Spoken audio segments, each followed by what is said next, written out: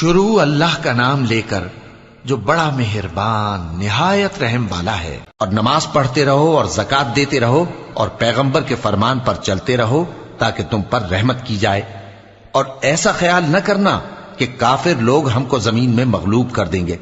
ان کا ٹھکانہ دوزخ ہے اور وہ بہت برا ٹھکانہ ہے۔ مومنوں، تمہارے باندی غلام اور جو بچے تم میں سے بلوغ کو نہیں پہنچے 3 دفعہ یعنی 3 اوقات میں تم سے اجازت لیا کریں، ایک تو نماز فجر سے پہلے،